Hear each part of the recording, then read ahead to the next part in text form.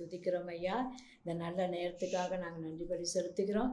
அப்பா பிதாவே ஸ்தோத்திரம், இயேசுவே ஸ்தோத்திரம், பரிசுத்த ஆவியானவரே, திருத்துவ தேவனே, மூவரில் ஒருவராய் இருக்கிறவரே. அப்பா உங்கள் அன்பு பெரியது, இரக்கம் பெரியது, இங்கே கிருபை பெரியது. அப்பா இந்த நாளை ஆண்டவரே பிள்ளைகளுக்கு ஆசீர்வாதமாக இருக்கட்டும். டிவி முன்பாக அமர்ந்திருக்கிற பிள்ளைகளுக்கு, வருத்தத்தோடு வியாதியோடு துன்பத்தோடு இருக்கிற பிள்ளைகளுக்கு இப்போதே ஆண்டவரே பாடல்கள் ஆசீர்வாதமாக இருக்கட்டும்.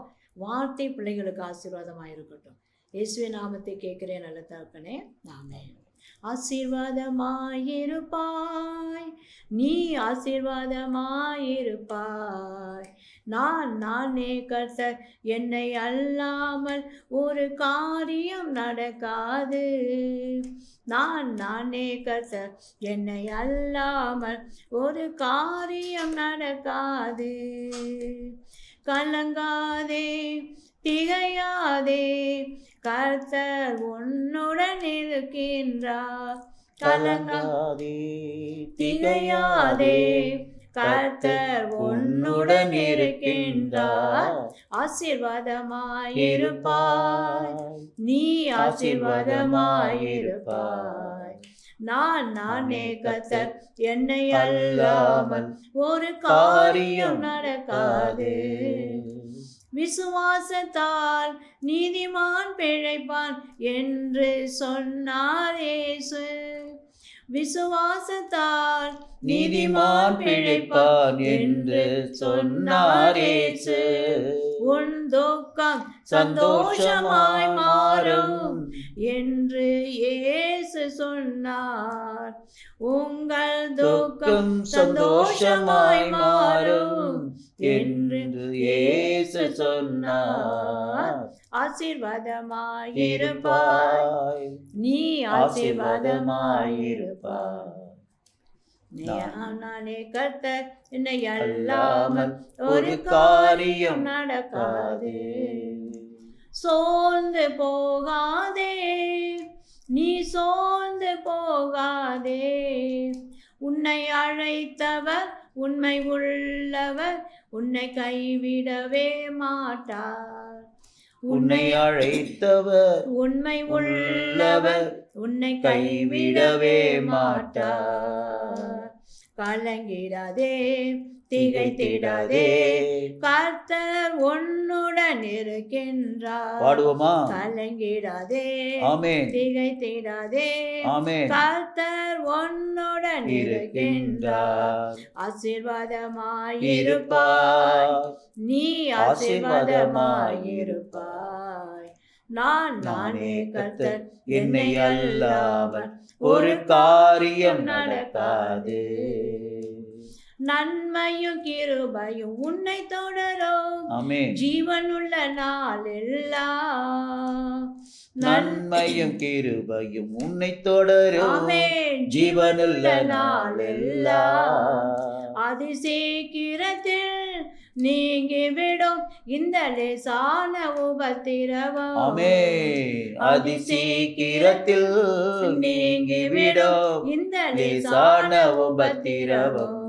கலங்கிடாதே, திகைத்திடாதே, கர்த்தர் உன்னுடன் இருக்கின்றார். கலங்கிடாதே, திகைத்திடாதே, கர்த்தர் உன்னுடன் இருக்கின்றார். அல்லேலூயா.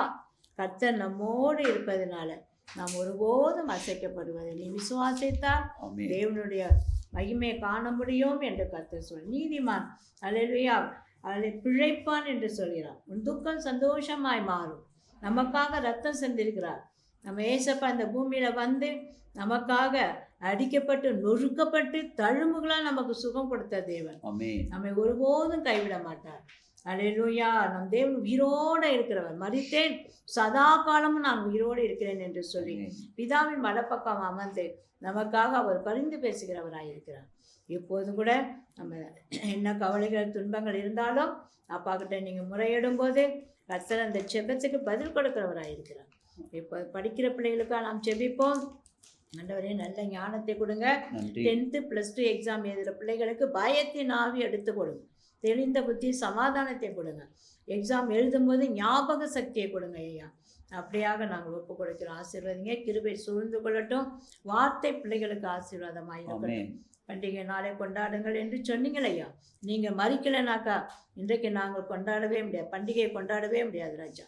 அந்த சந்தோஷத்தோடு நாங்கள் கொண்டாடுகிறோம். எங்களுக்காக யாவையும் செய்து முடித்துட்டீங்க ராஜா. அதற்காக நாங்கள் நன்றி பலி செலுத்துவோம். இயேசுவின் நாமத்தை கேட்கிறோம் நல்ல தகப்பனே, ஆமென். ஸ்தோத்திரம். நம்ம எபேசியர் புத்தகத்தில் அல்லேலூயா எபேசியர் நிருபம், அதாவது பவுல் அப்போஸ்தலன் எபேசியர் பட்டணத்துக்கு எழுதின நிருபம் கடிதம், அதில் 6வது அதிகாரத்தை நாம் வாசித்து அதில் ஒரு சில வசனங்களை மாத்திரம் தியானிக்கலாம். எல்லாம் முழுசாக வாசிக்க முடியாது, இப்போ நேரம் இல்லை, நம்ம தியானிக்கலாம். ஆனால் இந்த இந்த எபேசியர் புத்தகத்தை எழுதின நோக்கமே என்னான்னு கேட்டிங்கன்னா, கிறிஸ்துவின் சரீரமான சபையின் மகிமையை வெளிப்படுத்துவதற்காக. நம்ம கிறிஸ்துவின் சபையாக இருப்போமா, சரீரமாகிய சபையாக இருப்போமே ஆனால் நமக்குள்ள எந்த அளவுக்கு மகிமை வெளிப்படும் அப்படின்றதை அங்கே வெளிப்படுத்துகிறார். ஊழியம் செய்கிறவர்களுக்கும் செய்யாதவர்கள வித்தியாசத்தை காண்பிப்பேன்றார்ல.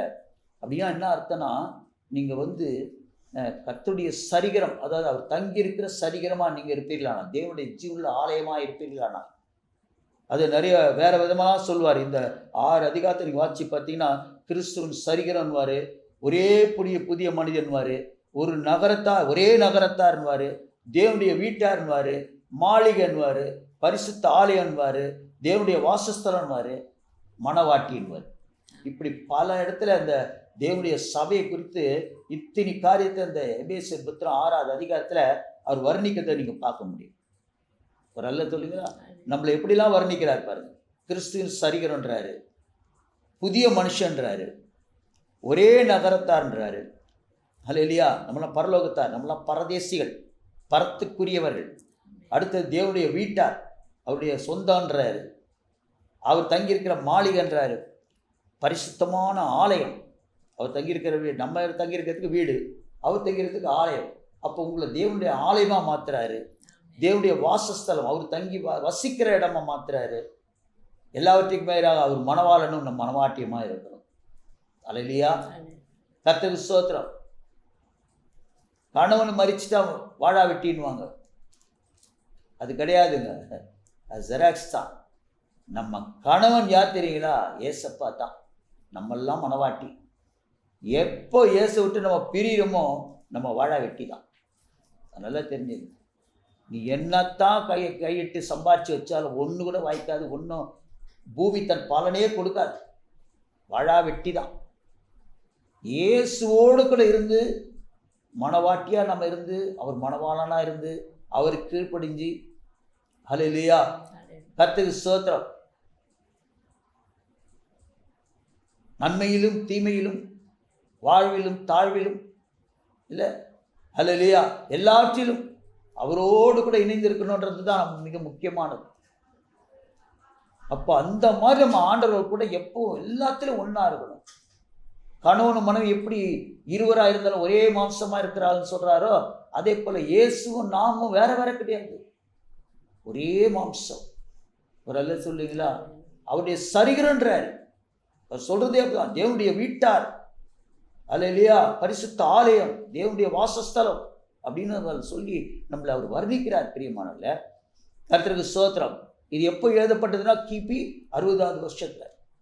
இயேசு பிறந்த பிறகு 60 வருஷம் கழிச்சு அவர் சிறைச்சாலையில் இருக்கும்போது அந்த காரியத்தை குறித்து, ஏன்னா 3 வருஷம் எபேசு பட்டணத்தில் அவர் தங்கி அங்கே அவர் வாழ்ந்தபடினால, ஊழியம் செஞ்சபடினால அந்த பட்டணத்தை குறித்து அவருக்கு ஒரு அக்கறை இருந்துச்சு.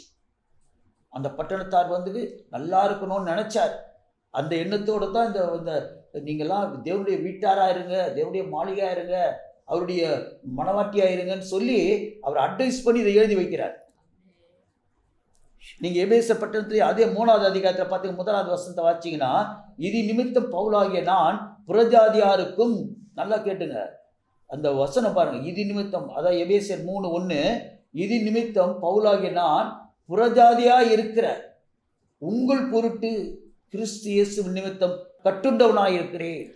நம்ம எல்லாம் கட்டப்பட்டவர்களாக இருக்கு. எதில் கட்டப்பட்டிருக்கணும்? ஆண்டவருக்குள்ளே கட்டப்பட்டிருக்கணும். பிசாசு கட்டில் இருக்கக்கூடாது. பிசாசு கட்ட அவிழ்க்கிறதுக்கு நமக்கு அதிகாரம் கொடுத்துருக்கிறார். ஆனால் ஏசப்பாக்குள்ள நாம் எப்படி இருக்கணும்? கட்டப்பட்டவளாக இருக்க, செயினில் போட்டு கட்டினா மாதிரி இருக்கணும். பிரிக்கவே கூடாது நம்மளையும் ஏசப்பாவையும். ஹல்லேலூயா. அதான் வசனம். ஏன்னா இது நிமித்தம் பவுலாகினான், புறஜாதியாக இருக்கிற உங்கள் பொருட்டு உங்கள் மேலே எனக்கு அவ்வளோ ஒரு அன்பு. 2 ஜாதி தான். என்ன ஜாதி? தேவனை அறிந்த ஜாதி, தேவனை அறியாத ஜாதி தான் புறஜாதி. ஹல்லேலூயா. அவர்கிட்ட புறஜாதிலாம் கிடையாது. தன்னிடத்துல வருகிற ஒருவரையும் அவர் புறமே தள்ளுகிற தேவன் அல்ல. இங்க புறஜாதின்னு யாரை சொல்றாருன்னா, என்னை அறியாத ஜாதின்னு சொல்றாரு. என்னை அறியாம இருக்கிறீங்களே, நீங்க எல்லாம் என்னை அறியணும், நீங்க நல்லா இருக்கணும் அப்படின்ற எண்ணத்தோடு இந்த நிருபத்தை அவர் எழுதி வைக்கிறார். அது கூட என்ன சொல்றாரு? எபேசியர் 4 பார்த்தீங்கன்னா முதல் அதிக வசனம் வாசிக்கிறேன். ஆதலால் கர்த்தர் நிமித்தம் கட்டுண்டவனாகிய நான் உங்களுக்கு சொல்லுகிற புத்தி என்னவெனில், நீங்கள் அழைக்கப்பட்ட அழைப்புக்கு பாத்திரராய் நடந்து. அல்லேலூயா. அப்ப நாம் எப்படி இருக்கணும்? அவர் என்ன நோக்கத்தோடு என்ன அழைச்சாரு, அந்த அழைப்புக்கு நாம் பாத்திரராய் இருக்கணும். ஒரு அல்ல சொல்லுவீங்களா? நீங்க அல்லேலூயா சொல்லணும். அந்த டிவி முன்னாடி உட்காந்து பார்த்து செய்தியை பார்க்கும்போது இந்த வார்த்தை வரும்போது நீங்க அல்லேலூயா சொல்லணும். உங்களை பார்த்தா நான் சொல்லுகிறேன். கர்த்தருக்கு ஸ்தோத்திரம். எங்களுக்கு முன்னாடி யாரும் கிடையாது. நான் சபையிலேருந்து நான் பிரசங்கம் பண்ணலை. நீங்கள் தான் எனக்கு சபையார். உங்களுக்காக தான் நான் பிரசங்கம் பண்ணின்னு இருக்கிறேன். ஒரு அல்ல சொல்லுவீங்களா? அப்போ நீங்கள் தான் என்ன செய்யணும்? அல்லேலூயா சொல்லணும். வார்த்தை எனக்கு தான் கொடுக்கப்படுகிறது அப்படின்னு உணரணும். என்ன சொல்றாரு பாருங்க. ஆதலால் கர்த்தர் நிமித்தம் கட்டுண்ட நான் உங்களுக்கு சொல்கிற புத்தி, நீங்கள் அழைக்கப்பட்ட அழைப்புக்கு பாத்திரராய் நடந்து. நம்ம என்ன நோக்கத்தோடு அழைச்சிருக்கிறா தெரியுங்களா? கர்த்தருடைய பார்வைக்கு நாமெல்லாம் விசேஷித்தவர்களா இருக்கிறோம். விசேஷித்தவர்கள். ஹல்லேலூயா. அவருடைய சம்பத்தா நம்ம, அவருடைய சொத்தா நம்ம. ஹல்லேலூயா. அவருக்கு ப்ராப்பர்ட்டியாங்க நம்ம. இதை விட என்னங்க வேணும் நமக்கு? கர்த்தருக்கு ஸ்தோத்திரம். அந்த அழைக்கப்பட்ட அழைப்புக்கு பாத்திரராய் நடந்து கொள்ளுங்கள். எப்படி வச்சிருப்பார் தெரியுமா? நம்மளை செழிப்பில் வைத்திருப்பார், சமாதானத்தில் வைத்திருப்பார், சுகத்தில் வைத்திருப்பார், மகிழ்ச்சியில் வைத்திருப்பார், சந்தோஷத்தில் வைத்திருப்பார். அவர் கொடுக்குற சமாதானம், அவருடைய சமாதானத்தையே நமக்கு தருவார். நித்தியமான சமாதானத்தை கொடுப்பார். அல்லேலூயா. ஆனால் எதுக்காக நான் கட்டப்படுகிறேன்னு அறியணும். அதே எபேசியர் 6:19 வசனத்தை வாசிக்கிறேன் கேளுங்க. சுவிசேஷத்திற்காக. அதான் மிக முக்கியம். சுவிசேஷத்திற்காக தான், நற்செய்தியை சொல்றதுக்காக தான் சங்கிலியினால் கட்டப்பட்டிருக்கிற ஸ்தானாபதியாகிய நான். ஸ்தானாபதினா தான் அவருக்கு பிரதிநிதியாக நம்மளை வச்சிருக்கார். அல்லேலூயா. அவருக்கு பதிலாக நம்மளை வச்சிருக்கிறார். அவருக்கு அசிஸ்டண்ட்டாக வச்சிருக்கார். இயேசுவை பார்க்கணுன்னா உங்களை பார்த்தா போதும். சிலர் சொல்லுவாங்க அப்படி காலில் வந்து விடும். ஐயா காலெல்லாம் விழக்கூடாது, ஏசப்பா காலில் தான் விடணும். ஐயா நாங்கள் எங்கேயா ஏச பார்க்குறோம், உங்கள் மூலியம் தான் நாங்கள் ஏசு பார்க்குறோன்றாங்க. அப்போது அவருக்கு பிரதிநிதியாக நம்மளை ஸ்தானாபதியாக அனுப்புகிறாராம். அருமையான ஒரு வசனம். சுவிசேஷத்துக்காக தான், வேற எதுக்கு இல்லை. நீங்கள் அவரை பற்றி நற்செய்தி உலகத்துக்கு சொல்கிறதுக்கு போனீங்கன்னா நீங்கள் அவருடைய பிரதிநிதியாக ஆகிடுவீங்க. அவருடைய பிஆர் பர்சனல் அசிஸ்டன்ட் ஆகிடுவீங்க. உங்களுக்கு எதையுமே மறைக்க மாட்டார். எல்லா விதமான வெளிப்பாடுகளும் உங்களுக்கு கொடுப்பார். அல்லேலூயா. நீங்கள் எங்கேயோ போய் தீர்க்க தரிசனம் கேட்கணும்னு ஓடணும் அவசியமே கிடையாது. உங்ககிட்ட ஆண்டவர் பேச ஆரம்பிச்சு நீங்கள் தான் தீர்க்க தரிசி. நல்லா கேட்டுக்கது. டிவி முன்னாடி உட்காந்து நான் சொல்கிறேன், தீர்க்க தரிசனம் கேட்கறதுக்காக ஒரு சபையாக ஓடாதீங்க. அவர் சொல்லுவார், இவர் சொல்லுவார், இவங்க சொல்லுவாங்க, அவங்க சொல்லுவாங்கன்னு. யாரும் சொல்ல முடியாது. உங்கள்கிட்ட பேசணுன்னா ஒரே ஒருத்தர் தான் பேச முடியாது. இயேசு தான். நீங்கள் இயேசு உங்கள்கிட்ட பேசுவார். நீங்கள் பிரதிநிதியாக வச்சிருக்கிறார் உங்களை எல்லாரையும். அல்லேலூயா. நம்ம எல்லாம் சகோதரர்கள். அவர் ஒருத்தர் தான் குரு. இங்கே யாரும் பாஸ்டர்ஸ் கிடையாது. நீங்கள் எல்லாம் பாஸ்டருங்க தான்.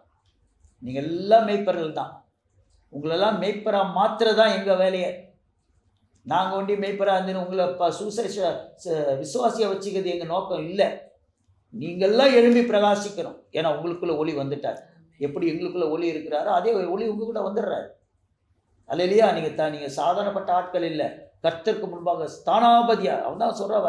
அந்த பவுல் சொல்றாரு பாருங்க, சுவிசேஷத்துக்காக சங்கிலியினால் கட்டப்பட்டிருக்கிற ஸ்தானாபதியை நான், அதை பற்றி பேச வேண்டிய தைரியமா பேசத்தக்கதாக. நீங்க மற்றவங்களுக்கெல்லாம் எப்படி செய்யலாம்? தைரியமா ஆண்டவரை பற்றி நீங்க பேசலாம். அல்லேலூயா. இதுல ஒரு முக்கியமான வசனம் ஒன்று இருக்குது. அதான் இந்த 6 அதிகாரத்துக்குமே அதுதான் திறவுகோல். அது என்னன்னா எபேசியர் 2:19-20. வாசிக்கிறீங்க. ஆகையால் நீங்கள் இனி அந்நியரும் பரதேசியுமாயிராமல் பரிசுத்தவான்களுடைய ஒரே நகரத்தாரும் தேவனுடைய வீட்டாருமாயிருந்து, அல்லேலூயா, அப்போஸ்தலர் தீர்க்கதரிசிகள் என்பவருடைய அஸ்திவாரத்தின் மேல் கட்டப்பட்டவர்களாக இருக்கிறீர்கள். அதற்கு இயேசு கிறிஸ்துவே மூளைக்கல்லா இருக்கிறார். உங்க வாழ்க்கைக்கு மூளைக்கல் யார் தெரியுங்களா? பில்லர் யார் தெரியுங்களா? ஆண்டவர் இயேசு கிறிஸ்து தான். அல்லேலூயா. என்னத்தான் பில்லர் போட்டாலும் வீடு கொஞ்ச நாளைக்கு தான் நிற்கும். மிஞ்சி போன ஒரு 50 வருஷம், அல்லேலூயா, இல்லை ஒரு 60 வருஷம், 100 வருஷம்லாம் இருந்ததுன்னா அது அப்படி எந்த நேரத்தில் தலையில் விழணுன்னே தெரியாது. ஆனால் ஆண்டவர் சொல்கிறாரு, அல்லேலூயா, ஒரு பில்டிங் அவ்வளோ ஸ்ட்ராங்காக கட்டுற 100 வருஷம் நிற்க மாட்டேங்குது. நம்ம ஆண்டவர் எப்படி நம்மளை வாழ்க்கையில் நிறுத்தி வைக்கிறார் பாரு. அவர் நமக்கு மூளைக்கல்லா இருக்கிறாரா, பில்லராக இருக்கிறார். அல்லேலூயா. அது மேல் தான் நம்ம கட்டப்பட்டிருக்கிறோம். கண்மலை மேல் கட்டப்பட்ட வீடாய் நாம் இருக்கிறோம். ஜெபம் பண்ணுவோமா? அன்பான தேவனே, அருமை இரட்சகரே, ஆவியானவரே, நீரே எங்களுக்கு பில்லராக இருக்கிறீர் என்பதை ஆண்டவரே இந்த அருமையான செய்தியை கேட்டுக்கொண்டிருக்கிற பிள்ளைகள் உணர்ந்து உமது சித்தத்தின்படி தங்களை தேவனுடைய ஆலயமாகவும் நீ தங்கியிருக்கிற வாசஸ்தலமாகவும் உமக்கு மனவாட்டியாகவும் இருந்து சகலத்தையும் சுதந்திரித்துக் கொள்ள, வாக்கு தத்தங்கள் அனைத்தும் யாருக்கிட்டையும் போய் கேட்டு பெற்றுக்கொள்ளக்கூடாது. அவர்கள் வேதத்தின் மூலமாய் உம்மிடத்தில் கேட்டு பெற்றுக்கொள்ள கர்த்தர் கிருபை செய்யும்படியாக நாங்கள் ஜெபிக்கிறோம். பரிசுத்த ஆவியின் ஒத்தாசையுடன் நசரேயனாகிய இயேசு கிறிஸ்து நாமத்தினாலே கேட்கிறோம் ஜீவனுள்ள நல்ல பிதாவே, ஆமென்.